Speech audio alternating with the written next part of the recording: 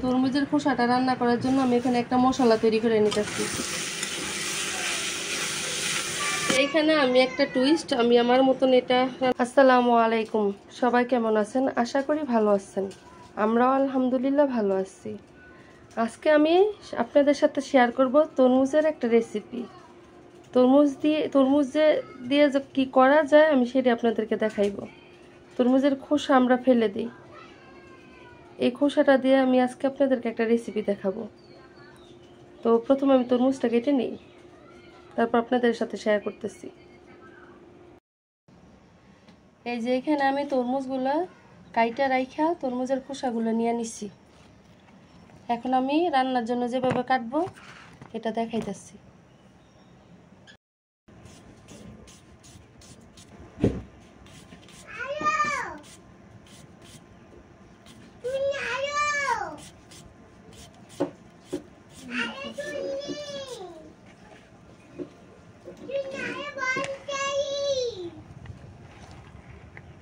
তরমুজের খোসাটা রান্না করার জন্য আমি এখানে একটা মশলা তৈরি করে নিতেছি। প্রথমে ব্লেন্ডারের মধ্যে আমি পেঁয়াজ দিয়ে দিলাম, তারপর কিছুটা রসুন, 4-5টা কাঁচামরিচ, কিছু পোস্ত দানা দিতেছি, আর কিছুটা সরিষা। এখানে একটু পানি দিব, দিয়ে এখন আমি এটা ব্লেন্ড করে নিব।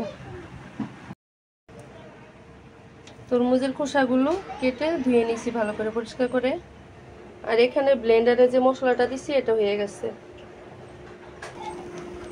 চুলাতে কড়াই বসাই নিছি, কড়াইটা গরম হোক। কড়াইটা গরম হয়ে গেছে, এখন আমি এখানে তেল দিয়ে নিতেছি।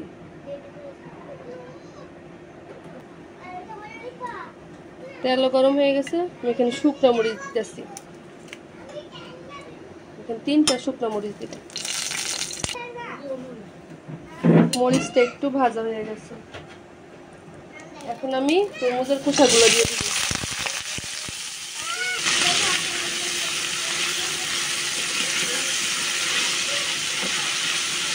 আমি খোসাটা একটু তেলে ভাইজা নিব, একটু ঢাইকা দিই।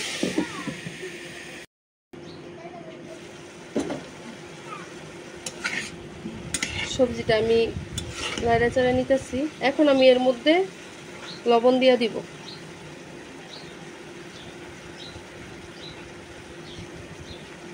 একটু লবণ দিয়ে দিলাম, লাগলে পরে আবার দিব। আর একটু হলুদ দিয়ে দিব, অল্পই দিব।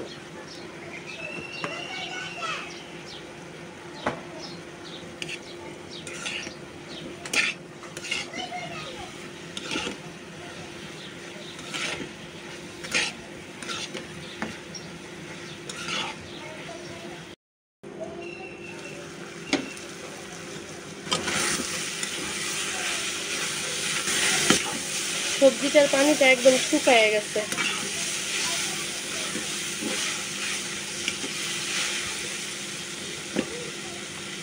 মোটামুটি সিদ্ধ হয়ে গেছে। এখন আমি দেব এখানে আমি যে ব্লেন্ড করে রাখছি মশলাটা, পেঁয়াজ, রসুন, কাঁচামরিচ, তারপর এখানে আছে সরিষা, পোস্ত দানা। এই মশলাটা আমি এখন এখানে দিয়ে দিব।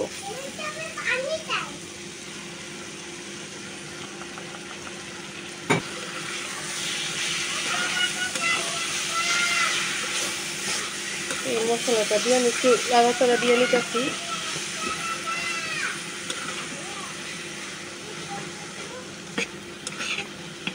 তো এখানে আরো কিছু মশলা অ্যাড করব, বেশি কিছু না, একটু ধনিয়া গুঁড়া দিব। আর এখানে আমি শুকনো মরিচের কোনো ফাঁকি ব্যবহার করবো না, কারণ এখানে আমি কাঁচামরিচ দিচ্ছি ব্লেন্ডারে, আর শুকনো মরিচটা শুধু ফোড়নে দিচ্ছি।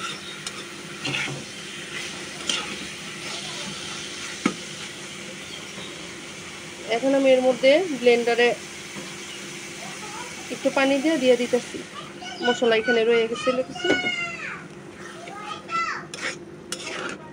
আর একটু পানি দিতে হইব। তো এখানে আমি এতটুকু পরিমাণ জল দিলাম। তো এইখানে আমি একটা টুইস্ট, আমি আমার মতন এটা রান্না করতেছি। এখানে আমি দিব কিছু কাঁচা আম,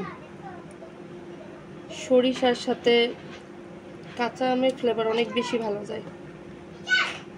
ফালি করে দিলাম, আর কিছু কাঁচামরিচ, এটা শুধু ফ্লেভারের জন্য।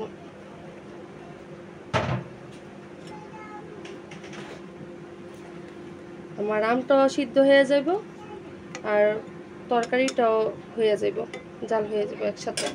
তো আমি এখন ঢাইকা দিতেছি।